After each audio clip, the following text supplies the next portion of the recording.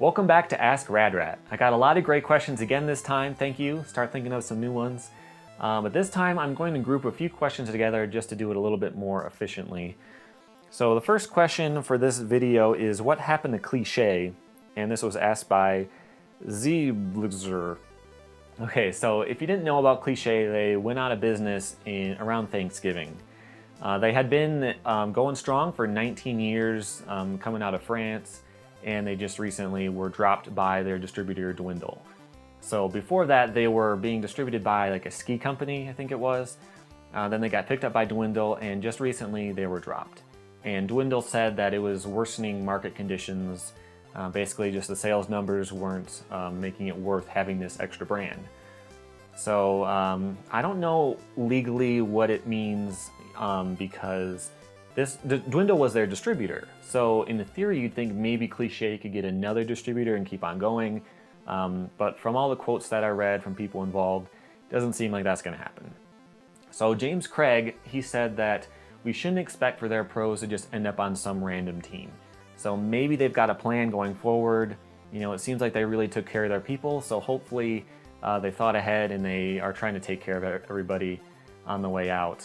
If you want to hear a little more about this, in the most recent episode of the 9 Club, there was a interview with Andrew Brophy, and he was on their team. He was one of their pros, and he says that although he knew changes were coming, he was kind of blindsided by them closing down. So if you want a little more insight on it, check that out. As of this recording, it's the newest one, but I think it's episode 27, in case you're seeing this a little bit down the line. So the next question we're going to talk about is from John DeMole. Why do people hate the Benihana? And you know what? I don't think they do anymore. It used to be, you know, skateboarding was so judgmental. I've talked about that in a few different videos. There's this whole list of tricks you just aren't allowed to do because they're so uncool. And for a Benihana, I think it's just because, you know, your foot's way out here flapping in the wind. It's just not like a really stylish, tweaked out thing. It's just, you know, kind of a weird spread eagle type of look and move. And that made it uncool. But these days you see people doing them with a finger flip, doing them on transition, doing them down gaps and all kinds of stuff. And I don't think it really has that same stigma anymore. Now, I don't think you're going to see it in slow-mo as an ender in a pro video part, fade to black at the end. Probably not going to happen, but I don't think there's really any judgment against the trick anymore. You can do one without getting laughed at.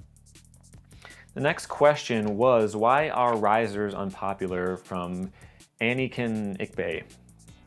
You know, I used to ride risers on my old board. It was just a little extra thing that it was supposed to absorb impact to try to stop stress fractures on your deck and stuff like that. And you know what? I probably should ride them still.